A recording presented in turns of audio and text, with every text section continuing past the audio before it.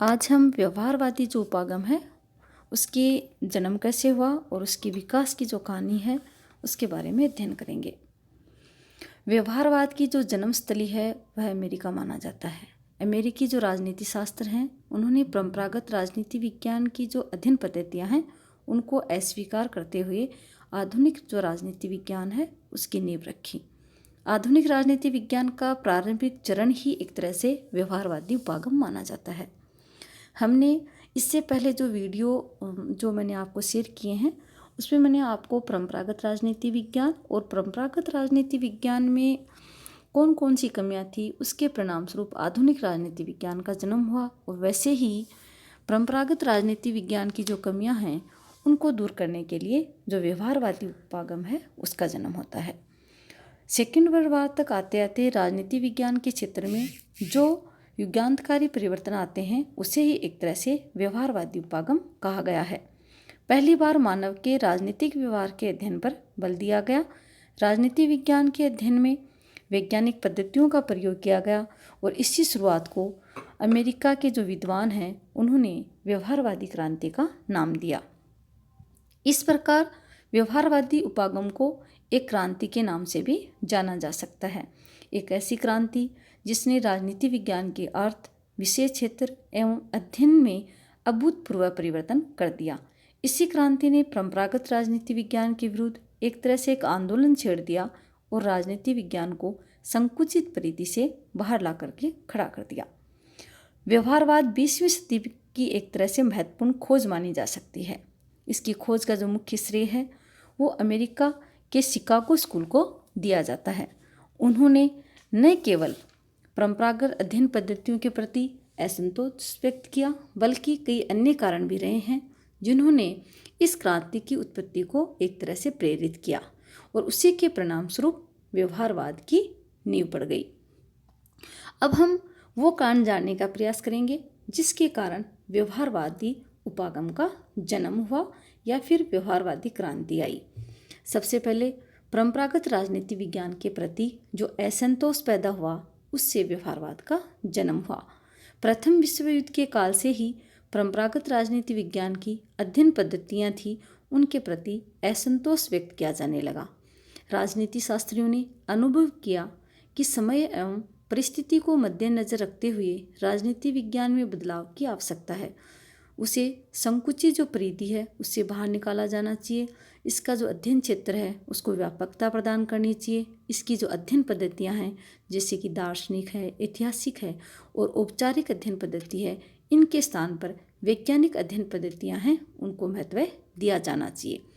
ये सारे जो असंतोष परंपरागत राजनीति विज्ञान के प्रति राजनीति शास्त्रियों के जो दिमाग और उनके मन में जो चल रहे थे और उसी के परिणाम स्वरूप व्यवहारवाद का जन्म हो जाता है। दूसरा जो व्यवहारवादी क्रांति का जो कारण रहा वह रहा अन्य जो सामाजिक विज्ञान है उसका भी काफ़ी प्रभाव पड़ा। द्वितीय महायुद्ध के पश्चात सभी जो सामाजिक विज्ञान हैं उनमें एक तरह से क्रांति सी आ गई थी। उनमें नए नए प्रयोग हो रहे थे, नई नई जो टेक्निक हैं उनका सारा लिया जा रहा था, नई जो वैज्ञानिक पद्धतियां हैं उनका भी प्रयोग होने लगा। तो राजनीति विज्ञान भी इनके संपर्क में आया और वह भी उसी क्रांति में शामिल हो गया।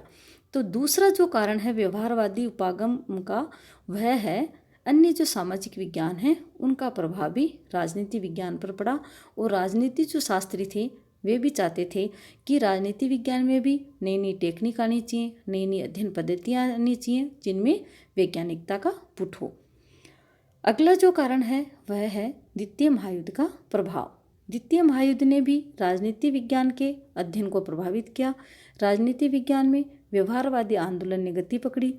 युद्ध की घटनाओं ने आधुनिक राजनीति शास्त्रियों को व्यक्ति के व्यवहार के अध्ययन के लिए प्रेरित किया। इस प्रकार परंपरागत राजनीति विज्ञान के अध्ययन पद्धतियों के प्रति असंतोष, नवीन अध्ययन पद्धतियों का प्रयोग, युद्धकालीन जो परिस्थितियाँ और उससे समाज में जो बदलाव आ रहे थे और इस बदलाव को समझने के लिए व्यक्ति के व्यवहार का अध्ययन करना जरूरी था, इसलिए व्यवहारवाद की नींव पड़ी। ऐतिहासिक दृष्टि से अगर देखा जाए तो व्यवहारवादी आंदोलन की जड़ें हम 1908 की जो ग्राहम वालेस की जो एक पुस्तक है ह्यूमन नेचर्स इन पॉलिटिक्स उसमें देख सकते हैं। अन्य जो विचारक हैं, चाहे वो ऑर्थर बेंटले हैं, उसकी जो रचना है द प्रोसेस ऑफ गवर्नमेंट, उसमें भी देख सकते हैं। इसके पश्चात व्यवहारवादी आंदोलन को सबसे बड़ी सफलता उस समय मिली जब 1925 में चार्ल्स ई मेरियम की न्यू एस्पेक्ट्स ऑफ पॉलिटिक्स एक पुस्तक प्रकाशित हुई थी। और इसी प्रकार शिकागो स्कूल ने राजनीति को शक्ति के अध्ययन के रूप में प्रकाशित किया। शिकागो स्कूल एक तरह से व्यवहारवादी क्रांति का एक गढ़ के रूप में उभरा। शिकागो स्कूल के अतिरिक्त फोर्ड संस्थान और एक तरह से social science research council, political science association एवं रॉकफेलर संस्थान, ये सारी संस्थाएं थी। इन्होंने भी एक तरह से व्यवहारवादी जो आंदोलन है उसको गतिशील बनाया। लोसवेल की जो रचना है who gets what when and how में भी शक्ति के अध्ययन को राजनीति विज्ञान का मुख्य विषय माना जाने लगा। इसके अतिरिक्त अगर हम बात करें फ्रैंक केंट की, तो उनकी जो रचना है द पॉलिटिकल बिहेवियर, लोसवेल और केपलान की जो रचना है द पावर ऑफ सोसाइटी, ये सारी जो रचनाएं हैं एक तरह से शक्ति पर आधारित रचनाएं और मनुष्य के व्यवहार से संबंधित रचनाएं हैं। इन्होंने भी व्यवहारवाद को बढ़ावा दिया और ये भी मनुष्य के व्यवहार में क्यों बदलाव आ रहा है इसके अध्ययन पर बल दिया। तो हमने ये देखा कि व्यवहारवादी क्रांति के कई कारण रहे, चाहे वो परंपरागत राजनीति विज्ञान के प्रति असंतोष हो या अन्य सामाजिक विज्ञानों का प्रभाव हो या जो द्वितीय महायुद्ध के पश्चात जो समाज में जो परिवर्तन आ रहे थे और मनुष्य युद्ध के लिए क्यों तत्पर है, उसके व्यवहार से संबंधित जो अध्ययन किया जा रहा था, चाहे वो कारण हो या फिर शिकागो स्कूल के जो विद्वान हैं इन्होंने राजनीति विज्ञान में नई नई टेक्निक, शक्ति, सत्ता, वैधता, इनके अध्ययन पर बल दिया हो। बहुत से ऐसे कारण हैं जिसकी वजह से जो राजनीति विज्ञान है, परंपरागत राजनीति विज्ञान है, उसके असंतोष के परिणाम स्वरूप व्यवहारवादी क्रांति का जन्म होता है और व्यवहारवाद का उदय होता है। ये तो है व्यवहारवादी क्रांति के जन्म के कारण। अब हम बात करते हैं व्यवहारवाद का क्या अर्थ है और क्या उसकी परिभाषा है। मुख्य रूप से द्वितीय महायुद्ध के उपरांत एक ऐसी क्रांति का जन्म होता है जिससे राजनीति विज्ञान सहित सभी जो सामाजिक विज्ञान है वो प्रभावित होते हैं। और व्यवहारवाद जो शब्द है वो सबसे पहले इसका जो प्रयोग किया था वो किया था फ्रायड ने। एक तरह से फ्रायड हैं एक मनोवैज्ञानिक थे और उनका जो मुख्य उद्देश्य था वो था कि मनुष्य के व्यवहार का अध्ययन करना। व्यवहारवाद को राजनीतिक शब्द से जोड़ने का अगर हम श्रेय माने तो ये जाता है अमेरिकी राजवैज्ञानिक को जाता है। तो हम यहाँ देखते हैं कि जो व्यवहारवाद जो शब्द है वो सबसे पहले जो फ्रायड हैं उन्होंने प्रयोग किया था और व्यवहारवाद जो शब्द है वो सबसे पहले अमेरिकी जो राजवैज्ञानिक हैं उन्होंने दिया था।